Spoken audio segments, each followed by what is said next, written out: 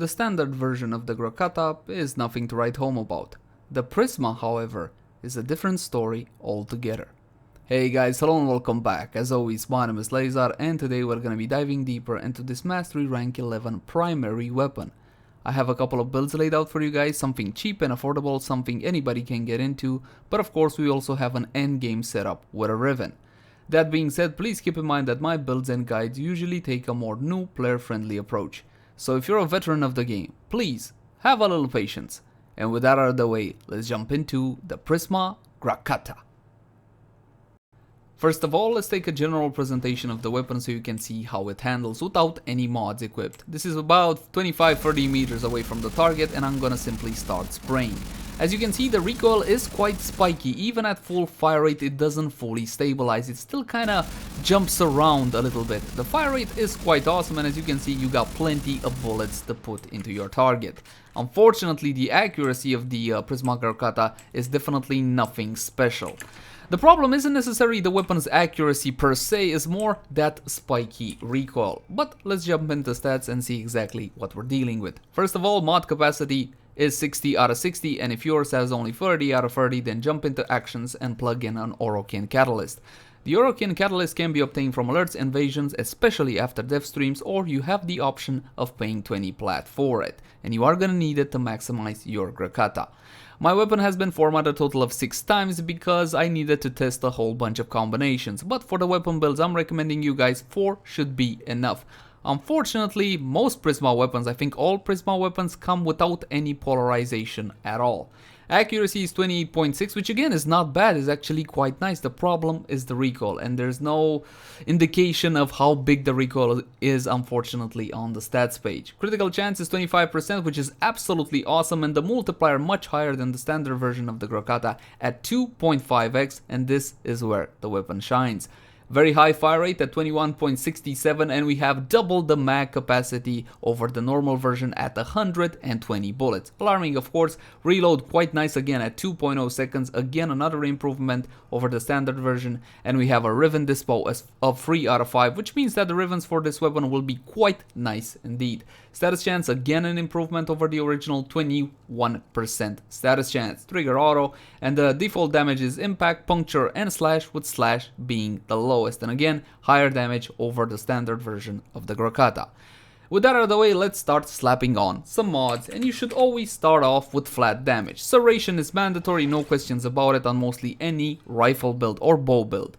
Heavy caliber for the Prisma Grakata is gonna be too subjective for me to recommend. The weapon is wildly as it is, and I simply don't like the performance with heavy caliber. Medium to long range shots become really weird to control. This one, you'll have to slap it on yourself, test it out, and see if you're happy with the resulting accuracy. At low range shots, heavy caliber definitely will work wonderful, but at medium and long range, sadly not so good. So for now, we're gonna leave it off. Next, let's put on some crit chance and crit damage, because like I said, this is where the weapon shines. Point strike, 150% crit chance, bringing our crit chance to 62.5 with point strike alone. And of course, it's pointless to have a high critical chance without having nice critical multiplier. So Vital Sense is gonna get slapped on as well. 5.5 crit multiplier. Now that is definitely something. Next, mandatory as well for mostly any weapon build, is gonna be multi-shot with split chamber. Split chamber will add 90% multi-shot, and we're also gonna be slapping on Vigilante armaments. This is a terrific mod, and I use it a lot in my builds. 60% multi-shot, and for rifles it's especially potent because the standard version of multi-shot for rifles is only 90, and you also get the benefit of the set. 5% chance to enhance critical hits from primary weapons. Now it's only 5%, however, the Grakata does fire a lot of bullets pretty quickly, and you do have a high critical chance. So you're gonna get that crit up quite often. In Warframe, you have different tiers of crits. You have yellow crits, orange crits, and red crits, and head on over to the wiki and check those out. It is worth having over a 100% crit chance on most crit weapons. Now that we got our crit chance, crit damage, and damage, why don't we look towards amplifying our damage with elemental types, and elemental types should always be applied depending on where you're going and who you're fighting. Let's take the example of the Corpus. Now Corpus normally are a bunch of wimps, but they have big shields. If you want to nuke down a shield fast, your best bet most of the time will be to go with magnetic, as it deals extra damage against shields. However, if you choose to build gas, then you're going to be able to bypass their shields entirely and deal damage to their health, if you get, of course, a status proc. Against the Infested, now these guys take a lot of damage from mostly anything, and they have 4 different armor types, so it can be a bit tricky to build against Infested if you actually care. My recommendation to you guys is to build heat against them. Normally, it's more than enough. We're going to be taking the example of the Grineer. Now Grineer are heavily armored targets. They have 2 armor types. Ferrite for the heavy gunners, and general for the more heavier units. They have ferrite armor, and they also have alloy. Alloy armor is normally used for their more lighter units, but bombards, for example, also have alloy armor. Alloy armor is vulnerable to radiation damage, just like Eidolons, and the ferrite armor is weak to corrosive. And most of the time, if you're going up against the Grineer, corrosive will be your best bet. Corrosive is the combination between electricity and toxin. When adding elemental damage to mostly anything, you have 2 options, either the 90 mods or the 60-60 mods. Now the 90 mods will provide you more damage, however the 60-60 mods come with a good chunk of status chance. The general rule of thumb, especially when it comes to corrosive, is that level 100 and over you want to go for the 60-60, 100 and under, then infected clip, or better said, the 90 mods will give you better results. In the case of the Prisma Grakata, we do have a very good status chance. Also, if a weapon has a very low status chance, then it's kind of pointless to further increase that percentage, because all mods, again, don't increase the base amount, simply multiply it by a percentage. So once again, we're gonna go for the 60-60 mods. These guys have constantly performed better in testing. Malignant Force is the 60-60 for Toxin, and you can get this one from Corrupted Vor in the Void. And now that we got our Toxin, why don't we get our Electricity? High Voltage. Now High Voltage can be a bit expensive. You can farm this one from the mission Na Elgar on the planet Eris. You gotta find all the secret caches, then upon extraction, you got about a 5% chance of getting this one. If not, head on over to the trade chat. You're gonna be looking at 30-40 plat on PC. I don't know what you guys on consoles have to pay for this one. If you don't have High Voltage, then just forget about it and you can slap on Stormbringer. Now that we slapped on our elemental damage and we do have 117 corrosive, it's time for the final mod.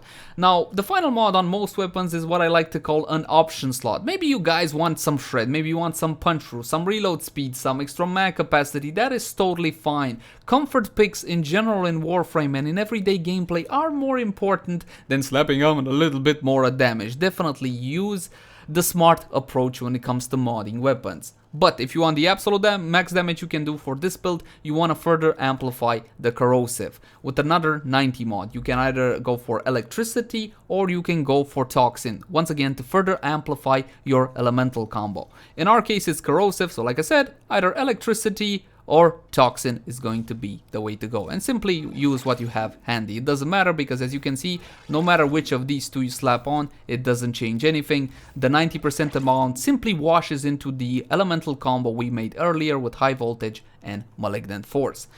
And that's it, that's gonna be our initial build. So let's test it and see exactly what it can do. Does it have punch or not? We're gonna be spawning in Corrupted Heavy Gunner level 115, and we're gonna simulate these guys. And we're gonna go for headshots. Now here's some general info. Once upon a time, paused enemy AI used to take additional damage, and it was a, what was it, a stealth multiplier. That is no longer the case unless you attack these enemies using melee. Then they indeed take an extra finisher multiplier. And we're gonna go for headshots, like so.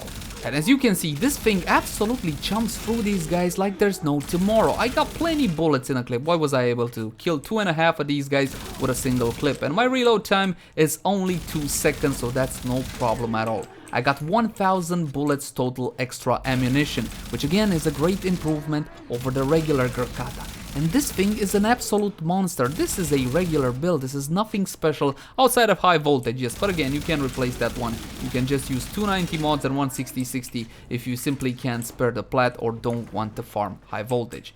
Now that to me is quite impressive for an MR MR11 primary weapon.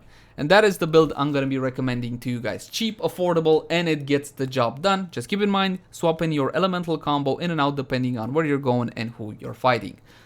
However, it's not your only option of building the Prisma Grakata. We're gonna switch it up to something a bit different. And I kept Serration, Point Strike, Vital Sense, and Split Chamber as my mandatory mods. Next, we're gonna be slapping on a very overpowered mod by the name of Hunter Munitions. Now this one, plus 30% chance to apply a slash status to an enemy on critical hit. The set bonus is nice, but in this case is mostly negligible.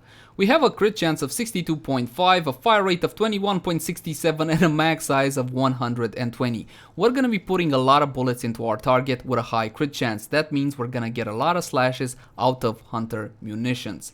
Next, the elemental combo, and it's a well-known fact that when you build a weapon for slash, it's a smart idea to go for the viral elemental combo. Viral is the combination of cold and toxin. What viral will do is reduce the maximum health of a target by 50% for the duration of the debuff. So in a way, your slashes will be dealing double damage, and it's gonna work beautifully as long as the status effect doesn't slip off the target before the slashes kill it. Now the same old choice. Should I go for 60-60 or should I go for the 90 mods? In this case, we're gonna be going for the 90 mods. This is not a corrosive build. When you build corrosive, you want extra applications of the status chance, because with each and every application of corrosive, you're gonna be lowering the target's armor. Therefore, your subsequent shots will be dealing more damage. With viral, however, you're not gonna reduce their maximum health further than 50%. So one good application is more than enough, which is why the 90 mods in this case will prove better. However, they don't prove better in any case. Weapons can have innate slash value, just like the Prisma Grakata. So if you would build the weapon with the 60-60 mods and get a higher status chance, that means you're also gonna be getting additional slashes from the weapon's innate slash value. However, in the case of the Prisma Grakata, the slash value is lowest out of all of the default physical types. That means it's got a pretty low chance of it happening. You can fix this with something like Fanged Fusillade. So you can go for Fanged Fusillade, then the 60-60 mods to make viral. If you slap on Fanged Fusillade, then your slash value will be highest of all the physical types. It's only gonna be lower than the viral damage. So that is a way to go about it. However, in testing, this setup simply didn't prove efficient enough. So we're gonna go, like I said, for the 90 mods. We already have cryo rounds, and if you have prime cryo rounds, then by all means use prime cryo rounds. Infected clip for the toxin, 133.4 viral damage. But again, we're interested in the status effect. As for our last mod, we're gonna go for more multi-shot through Vigilante armaments. I absolutely love this one. More multi-shot means more bullets on the target, means more chances of getting a slash from Hunter Munitions, and this is definitely a solid option. Now this is the first version of the build I wanna kinda highlight to you guys. We're gonna simulate the exact same targets once again. Damn it, only 4. The simulacrum has been kind of buggy. In any case, with this build you want to hit a target at roughly 50% health, and the slashes will absolutely nuke it. As you can see, that small 2-bullet symbol on the target means that the viral status effect has been applied. Consistent enough, definitely no need to go for the 60-60 mod, at least not without Fanged Fusillade, and this is gonna be more than enough to take out high level targets. Again, a 60-60 setup in this case, well, the differences in performance aren't huge, but with the 90 mods is simply a little bit better. And that is a version of the slash build. I have another one for you guys, which is a bit more potent. Unfortunately, it involves more expensive mods. We're gonna forget about viral and Fanged Fusillade and all of that altogether. What we're gonna be doing is adding more crit through Argon Scope, which is a very expensive mod. Currently, you're looking at something about, I don't know, 200, 250 plat from the trade chat. However, it is worth having if you can spare the plat. Now with Argon Scope, that means that we're gonna get a higher critical chance, therefore more chances from Hunter Munitions to slash. As for our final mod slot, we're gonna be going for Bladed Rounds. Now Bladed Rounds is an on-kill effect, plus 120% crit damage while aiming for 9 seconds. That's a lot of crit damage. 120 is the same amount Vital Sense offers. Unfortunately, it's an on-kill effect and it's only while aiming. I personally dislike on-kill effects, but there is no denying this is one powerful mod. So what Argon Scope will do is give us more slashes through Hunter Munitions, and what Bladed Rounds will do is increase the slash value. We're gonna be getting more powerful slashes. Now I took the liberty of respawning these guys because again the simulacrum is a little bit buggy since the Umbra update. I'm gonna have to kill one target before I get the benefit out of Bladed Rounds. But take note of the slash values, 300, 300 and 75, something like that. Now I got my Bladed Rounds buff and I'm gonna hit this guy till about 50%. Now look at the slash values, 464. There is no more viral on the target, and even without viral I am slashing through these guys like there's no tomorrow. I got more slashes, again because of Argon Scope, and I got higher slash value because of Bladed Rounds. This is a way you can go. It's true that a build such as this will give you more DPS, and if you're not opposed to Bladed Rounds, then by all means go for this one. It will prove the highest amount of damage. And in a mission, you're gonna be getting plenty of kills, let's be honest here. So my bias towards Bladed Rounds is not entirely justified, it is simply a preference. And that's gonna be the last standard build I showcase to you guys. Next, we're gonna be switching to something with a bit more power. My Riven Setup. Now I managed to get this one for about 160 plat. Currently Grakata Rivens are not very expensive. You can get an unrolled one for about 40-50 plat. 114% multi-shot and 239.7 damage, minus 24.8 reload speed. Now I don't like giving up some of that reload speed because it means more downtime, but the benefits of this Riven are absolutely outstanding. And as you can see, this is an elemental mod, a standard mod, and I kept my 60-60 mods and I simply dropped the 90 mod for the Grakata Visikan. Now let's see what kind of differences do we get with a Riven. And again, this is a dispo free weapon, so the Rivens are quite good. And I'm able to chomp through these targets a whole lot more faster and with less bullets. And bullet economy for the Prisma Grakata is worth taking into account. Now, roughly about 30 minutes in a defense, I completely run out of ammo. If that will happen to you, then look into Carrier. If you guys get Carrier or Carrier Prime, no more ammo issues at all. And of course, with a Riven, the weapon is a whole lot more effective. I'm not gonna recommend the Riven to you guys. Rivens are extremely preferential, and I don't believe that the Prisma Grakata actually needs a Riven to be a competitive weapon. But if you want to get the most out of it, then absolutely go for a Riven. We're not gonna stop here. We're gonna be picking up Lady Mirage and we're gonna max everything out. We're gonna be using Rifle Lamp, and this one will increase rifle damage by 27%. It's an aura, so it will grant this benefit to your entire party, and of course it is stackable. Next, Arcanes. Arcane Acceleration drops from the second Eidolon down on Cetus, and the R3 for this one, if you can be ours to farm, it's about 80 to 100 plat, at least on PC. On critical hit, 20% chance for plus 60% fire rate to rifles for 6 seconds, plus the usual 1 arcane revive. Now this will nuke your ammo economy, but it will lower your kill time significantly. Next we have Arcane Rage. Now this one is a lot more expensive and drops from the third Eidolon down on Cetus. On headshot, 10% chance for plus 120% damage to rifles for 16 seconds. Now again, this one is a bit expensive, but it is worth farming, absolutely. We're gonna be activating Mirage's first ability for the clones, her third ability for a massive damage increase, and then we're simply going to murder everything that stands in our way. Look at that damage, absolutely bloody hilarious. Yes, this is with some extreme Warframe buffs, but in a mission you are gonna be getting at least some buffs from your teammates. The Prisma Grakata can be an absolute powerhouse and a beast. The only problem I ran into was ammo economy. However, that can be fixed completely with Carrier and or Carrier Prime, and that will prove sufficient even with a fire rate such as this. It's honestly surprising to me that a weapon that is only Mastery rank 11 can deliver this much firepower. I was expecting for it to be good, but not this good. And that's gonna conclude my build guide on the Prisma Grakata. I highly recommend it. It's brought by Baro every so often, so if you do get the chance to pick it up, then absolutely go for it. As always, my name has been Leyzar. Thank you guys so much for watching. Like, favorite, share, and subscribe if you enjoyed the content. If you have any feedback for me or would like to request a specific weapon review, then by all means leave it in the comment section down below. I can't realistically promise you that it will be done by next time, but I will be reading through each and every comment. But until next time, guys, Bye bye!